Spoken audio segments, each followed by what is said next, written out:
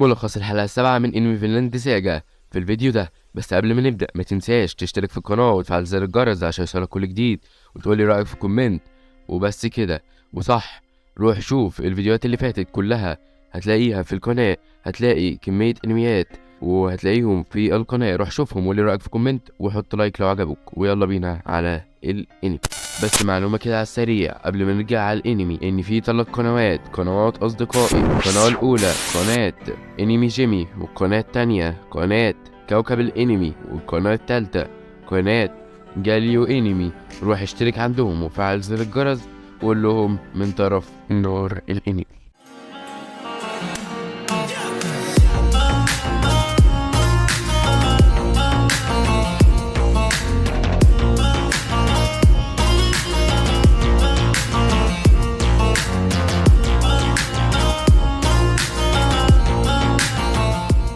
تبدأ الحلقة السابعة من انمي فينلاند ساجا بمشهد بيكون فيه ثعبان وهو بيقبض على ولد وبنت وهما بيسرقوا من الحقل بتاعهم، وبعد كده بيكونوا رايحين للقائد كتيل اللي هو صاحب الحقل.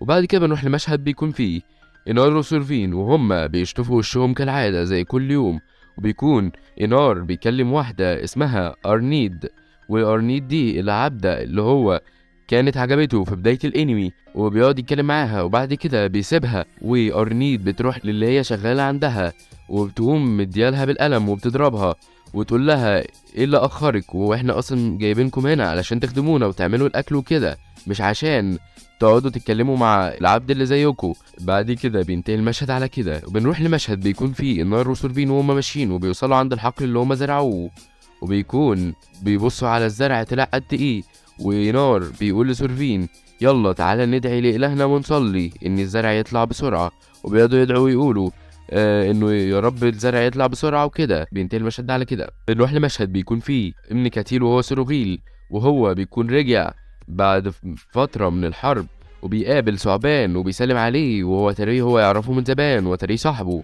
وبيقعدوا يتكلموا. وبعد كده وهم ماشيين بالحصنة بيوصلوا لمكان يقعدوا ياكلوا، وبعد كده سروغيل بيقول لاخوه الصغير بيقول له اتريد ان تذهب معي الى الحرب؟ فبيقول له اين؟ حرب انجلترا. فبيقول له اجل. فبيقول له اريد نعم ان اتي معك. وبعد كده سروغيل بيقول له الخادم اللي معاه بيقول له هات القلاده، فبيدوا له قلاده كده ويديها لاخوه، واخوه بيمسكها ويقول له هل هذا لحم مجفف ويمكنني ان اكله؟ فبيقول له اجل، ولكن طعمه هيبقى مش حلو قوي علشان دوت اذان الانجليز. فبيرميها كده وبيتخض ويقول اذان الانجليز. وبعد كده بيقول له انت جبان يا اخي الصغير. وبعد كده بنروح ونشوف ثعبان وهو بيتكلم كتيل، وهو بيقول له قبل ما تروح تستريح تعالى بص احكم على الاتنين دول الصبي والصبية انهم بحاجة، يعني تحكم عليهم علشان انهم سرقوا الحقل بتاعك. بعد كده كتيل بيسأل الاتنين اللي هو الواد والبنت ويقول لهم انتوا اسمكوا ايه؟ فما بيرضاش يرد عليه عشان خايف. فلو بيسأل الواد تاني اسمك ايه ويزعق فيه. بعد كده بيهدى ويقول له اسمك ايه؟ فبيقول له سطور واختي اسمها سورة. فبعد كده بيتعرف على عيلته كده، وبيعرف ان امه طريحة الفراش وابوه اسمه سنوري. وراح باطر بيتدخل ويقول له هل اسم جدك هو هوبو؟ فبيقول له اجل نعم كيف علمت؟ فبيعرف باطر ان سنوري هوبو دوت هو الشخص اللي كان واخد ارض من كتيل وما دفعلوش فلوس، وبيقول له ان هو تقريبا مات. فالواد بيقول له اللي هو ساتور بيقول له لا تقل هذا ان ابي خرج للعمل ولم ياتي. فبعد كده هم بيرد عليه ويقولوا له اكيد مات، ازاي ما رجعش؟ فبعد كده كتيل بيبقى مش عارف يحكم عليه بايه وبيقعد يعيط. فمراته بتقول له ما هذا؟ فبيقول لها لقد دخل غبار بعيني، وبيضحك عليها وكده يعني على اساس ان احنا مش فاهمين. فبعد كده هو عمال يفكر يعمل ايه. فبعد كده ابنه سروغيل بيرد ويقول لازم يتعاقبوا. فهو بيرد عليه الستور ويقول له لا سأتعاقب انا مكان اختي. فبيقول له تمام انت شجاع وعجبتني. فبعد كده كتيل مش عارف يحكم عليه ازاي وخايف، لاني لو حكم عليه هو عايز ياخد بعقاب اخته، يعني هيتعاقد الاتنين.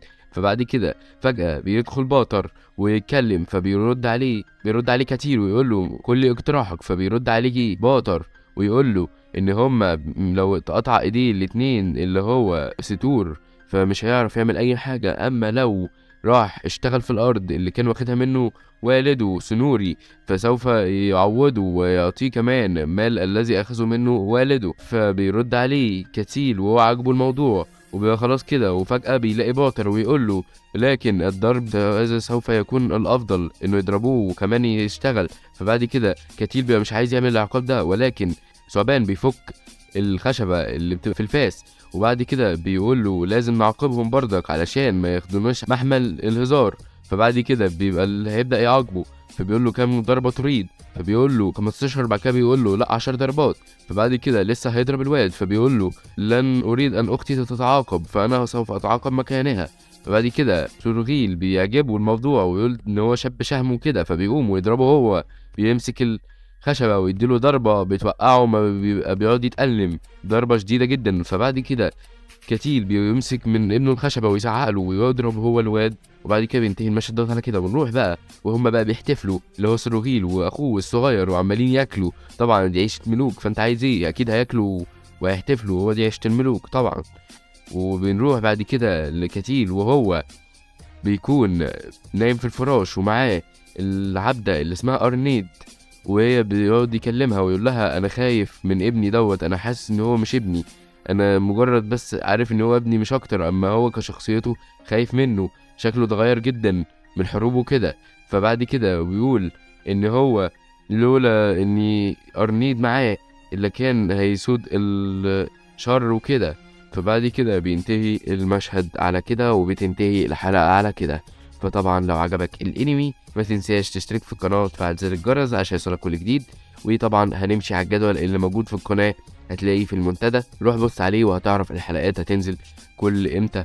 بس كده، لو عجبك الفيديو حط لايك، اشترك في القناة، وقول لي رأيك في كومنت. وبس كده، وهتلاقي حلقات تانية في القناة، واشوفك فيديو جديد. يلا سلام.